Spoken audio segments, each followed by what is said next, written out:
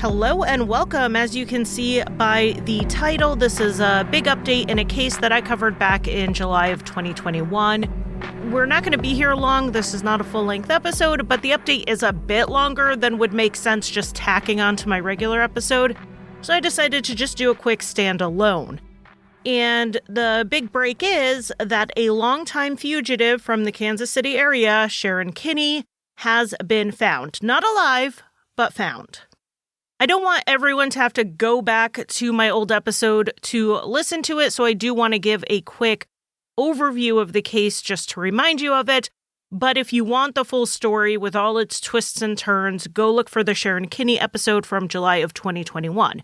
This is just a quick timeline overview. So we are going to start in the 1950s when Sharon married a man named James Kinne, and they had 2 children together. On March 19th, 1960, when their daughter was 2.5 and their son was 10 months old, Sharon went into the bathroom to get ready for a church dinner. James was asleep, having just laid down for a little bit of a nap. According to Sharon, while she was in the bathroom, she heard her 2-year-old go into the bedroom and say, "Daddy, how does this thing work?" And then she heard a bang. Sharon ran into the bedroom to see James in the bed bleeding from his head and their daughter standing next to him. Nearby was James's loaded .22 pistol. He had been shot in the back of the head, and according to Sharon, the 2.5-year-old was the only other person in the room. Sharon called for an ambulance, but 25-year-old James Kinne was pronounced dead at the scene. Though some investigators had reservations about Sharon's story, they ended up ruling it an accidental shooting, and Sharon then collected the life insurance. She was very quickly in a new relationship with Walt Jones, who was a married father of 2. About a month into their affair, Sharon told Walt that she was pregnant, and she wanted him to leave his wife Patricia to be with her. But Walt, rather than doing that, instead just broke things off with Sharon. 2 days later, on May 27th, 1960, Walt's wife Patricia went missing. She had last been seen talking to a woman who matched Sharon's description, so Walt confronted Sharon about it, and she said she did give Patricia a ride home, but she had dropped her off.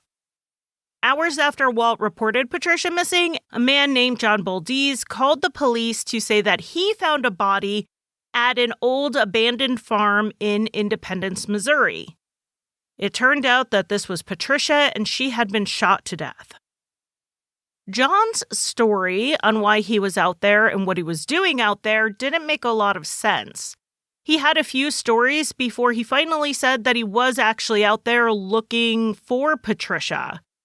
His girlfriend said that she thought Patricia was just out somewhere parking with a boyfriend to get back at her cheating husband, so they drove around to some popular parking spots until they found the body. Of course, John's girlfriend was Sharon Kinne. Long story short, Sharon was arrested on May 31st, 1960, and she was charged with Patricia's murder and then her husband's murder as well. In June of 1961, Sharon was acquitted by a jury for the murder of Patricia Jones. And then in January of 1962, she was found guilty for killing her husband.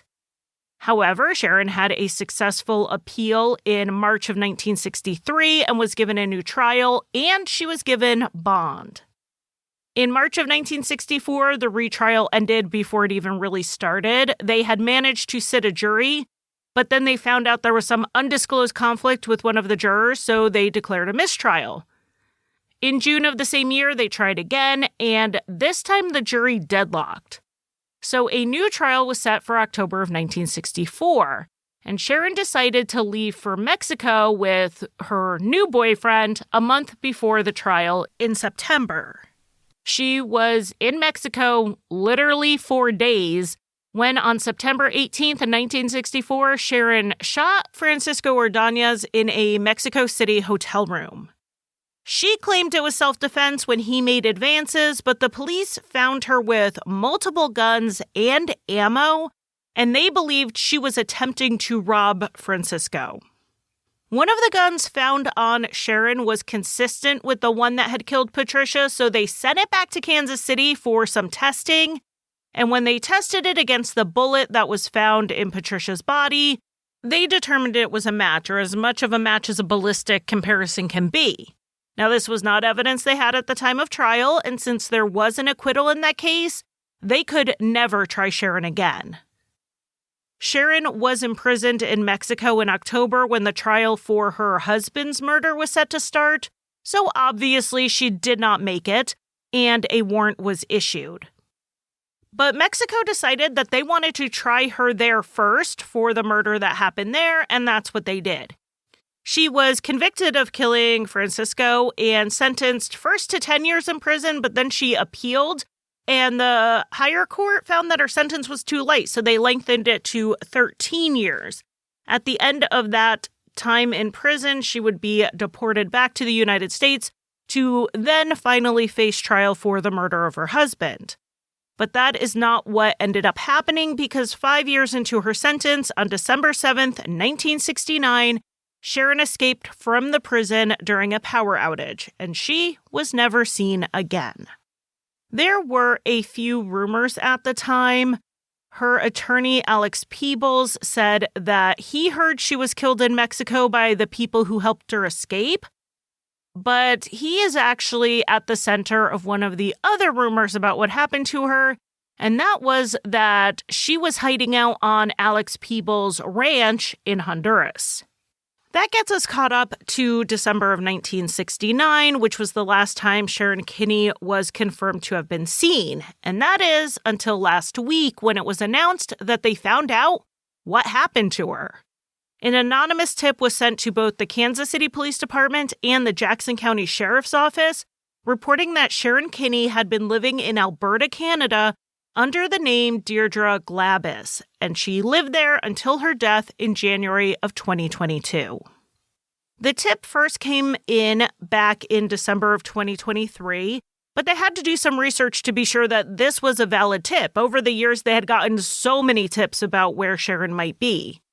And I'm sure they wanted to give James Kinne's family, as well as Sharon's children, the one she abandoned here in Missouri, to have some time to process the news.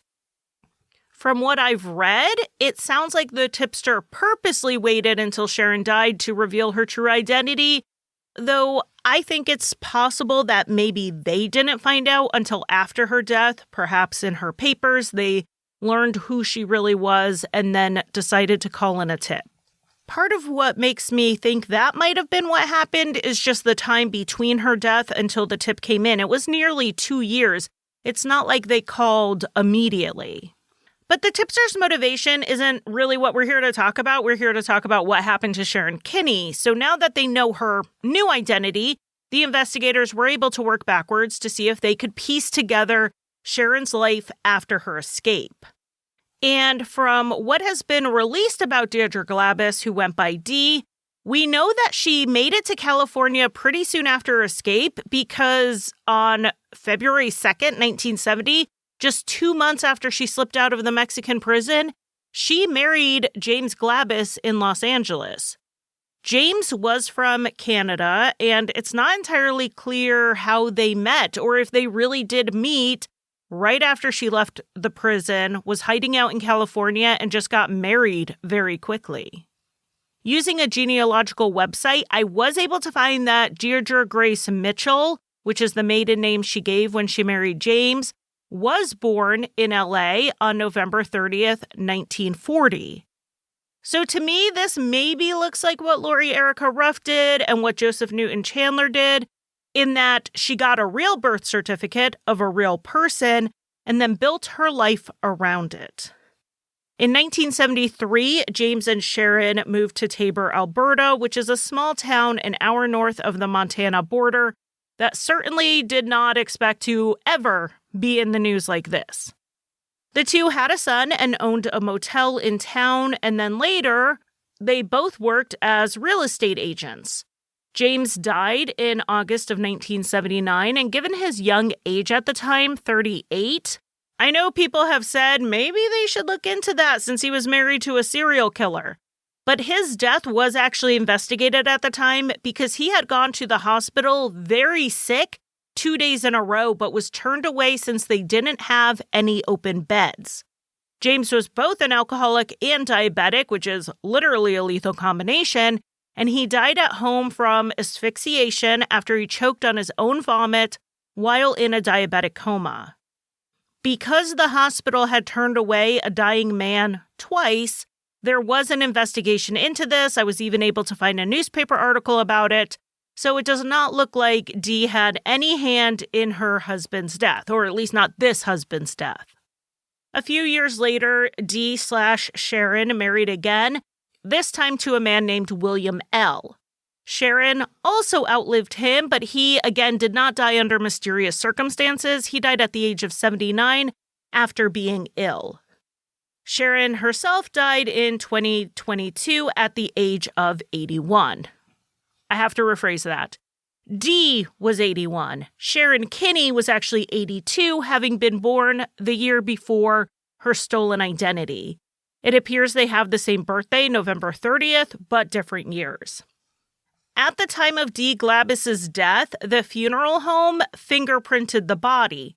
So when the tip came in, the police were able to compare the prints and confirm that this was fugitive Sharon Kinne. Most of the people in Tabor did not know about Sharon's past, and it's unclear if either of her husbands did. Living as Dee Glabus, they knew her as someone who volunteered at the food bank, enjoyed needlepoint, and played bridge at the community center. From the interviews the media has done of the people she spent time with, it sounds like they're having a hard time wrapping their minds around the idea that this was a woman who abandoned her children, killed 3 people, and escaped a Mexican prison. One of these friends pointed out that it brings to mind the saying that you never really know someone. It looks like the only legal issues Sharon Kinne had as Dee Glabus came when her husband died and there was some issue with the will. But other than that, she seems to have lived a very normal life after escaping.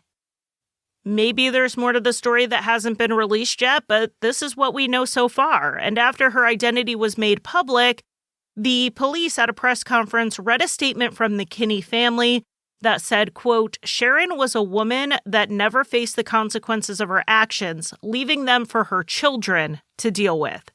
She caused great harm without thought or remorse, end quote. They were glad, though, that they could finally close this chapter.